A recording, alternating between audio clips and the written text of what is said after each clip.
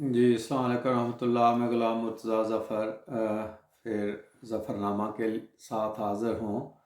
تو چونکہ رمضان کا مہینہ ہے تو اس میں دوستوں نے کچھ نے یہ مشورہ دیا کہ کبھی کبھی کوئی ایمان افروز واقعہ یا کوئی اچھی بات جو کہ تاریخی اہمیت کی عمل ہو وہ مختصراً، تاکہ لوگوں کا بہت زیادہ وقت بھی نہ لگے، اور کوئی جو ایمان کو تقویت دینے والی بات ہو وہ کرنی چاہیے اور شیئر کرنی چاہیے، کہ جو کہ باقیوں کے لیے مشعل راہ بن سکے، اور ان کو بھی جو ایسے بزرگوں کے واقعات ہیں ان سے فائدہ ہو سکے۔ تو آج میرے ذہن میں آیا کہ کیوں نہ بات کی جائے حضرت اویس کرنی کی۔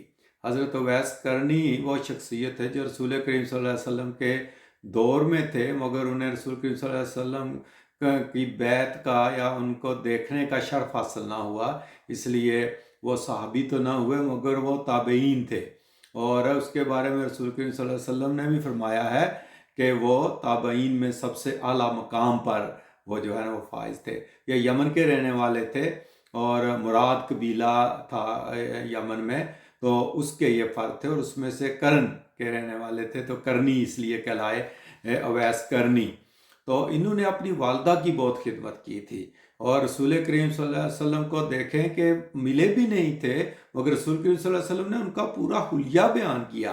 اور حضرت عمر رضی اللہ عنہ کی جو روایت ہے جو کہ آئی ہے شرح مسلم میں بھی، اور 2542 نمبر جو حدیث ہے، اس میں اسیر بن جابر کی روایت کے حوالے سے حضرت عمر بن حضرت عمر رضی اللہ تعالیٰ عنہ نے اپنے دور خلافت میں جب وہ ملے حضرت اویس کرنی سے، تو یہ پوری جو رسول کریم صلی اللہ علیہ وسلم نے حدیث فرمائی تھی وہ دہرائی انہوں نے، کہ رسول پاک صلی اللہ علیہ وسلم نے یہ فرمایا تھا کہ کہتے ہیں کہ رسول کریم صلی اللہ علیہ وسلم یمن کی طرف اپنا رخ مبارک کر کے تو فرمایا کرتے تھے کہ مجھے یمن سے اپنے دوست کی خوشبو آ رہی ہے۔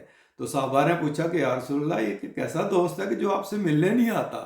تو رسول کریم صلی اللہ علیہ وسلم نے فرمایا کہ وہ اپنی ماں کی خدمت کر رہا ہے، یعنی میں مختصراً بیان کر رہا ہوں، لمبی چوڑی جو ہے نا وہ بات ہے، تو وہ اپنی ماں کی خدمت کر رہا ہے۔ تو آپ نے فرمایا کہ اویس جو ہے وہ اپنی ماں کی خدمت کر رہا ہے۔ تو آپ نے ایک دفعہ کہتے ہیں کہ حضرت عمر رضی اللہ عنہ اور حضرت علی رضی اللہ عنہ کو مخاطب کر کے آپ صلی اللہ علیہ وسلم نے فرمایا کہ تمہارے دور میں ایک شخص تمہارے پاس آئے گا جس کا نام ہوگا اویس عامر، اور قد جو ہے وہ درمیانہ ہوگا، اس کا رنگ کالا ہوگا، جسم پر سفید داغ ہوگا۔ جب وہ آئے تو تم دونوں اس سے دعا کرانا، کیونکہ اویس نے ماں کی ایسی خدمت کی ہے کہ جب بھی وہ دعا کے لیے ہاتھ اٹھاتا ہے تو اللہ تعالیٰ اس کی دعا کو رد نہیں کرتا۔ تو اس طرح یہ مقام تھا ان کا، حضرت اویس کرنی کا۔ تو کہتے ہیں کہ بہت جگہوں پہ اس کا ذکر آیا ہے، مختلف حدیث کی کتابوں میں، تاریخ کی کتابوں میں، تفاسیر میں، کہ حضرت عمر رضی اللہ عنہ حج کے دوران ڈھونڈا کرتے تھے کہ کیا اویس کرنی آیا ہے کہ نہیں۔ ایک دفعہ حضرت عمر رضی اللہ عنہ نے سارے حاجیوں کو کہا کہ کھڑے ہو جاؤ، اور پھر سب کو کہا بیٹھ جاؤ، صرف جو ہے نا وہ یمن والے کھڑے رہیں، اور پھر فرمایا کہ یمن والے بھی بیٹھ جاؤ، صرف مراد قبیلہ والے کھڑے رہیں، اور پھر کہا کہ مراد والے بھی بیٹھ جاؤ، صرف کرن والے کھڑے رہیں۔ اور پھر ایک بندہ ہی کھڑا رہا، تو اس کو پوچھا کہ تم کرن سے ہو؟ اس نے کہا ہاں۔ کیا اویس کرنی کو جانتے ہو؟ اس نے کہا ہاں، وہ میرے بھائی کا بیٹا ہے۔ تو حضرت عمر رضی اللہ عنہ نے پوچھا کہ وہ کہاں ہے؟ تو اس آدمی نے فرمایا کہ وہ اپنے اونٹ چرا رہا ہے جو ہے نا عرفات کے پاس میدان میں۔ تو حضرت عمر رضی اللہ عنہ اور حضرت علی رضی اللہ عنہ دوڑے ہوئے گئے تو وہ نماز پڑھ رہے تھے۔ پھر جب وہاں جا کے اس کو دیکھا تو پوچھا آپ کون ہو؟ تو اس نے ان سے پوچھا کہ آپ کون ہو؟ تو حضرت علی نے فرمایا کہ یہ خلیفۃ المسلمین حضرت عمر بن خطاب رضی اللہ عنہ ہیں۔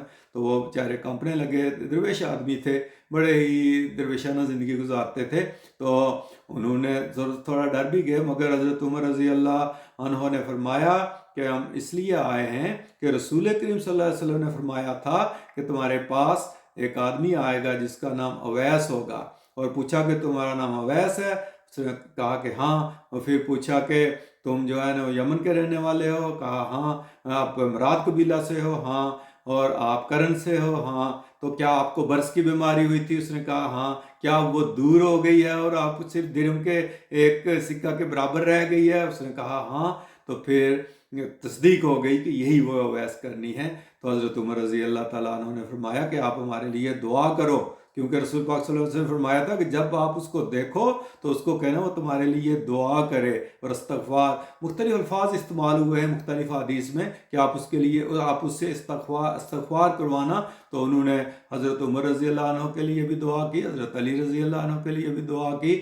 کچھ روایات میں ہے کہ صرف حضرت عمر تھے، کچھ میں ہے کہ صرف حضرت عمر اور حضرت علی دونوں تھے، مختلف روایات ہیں.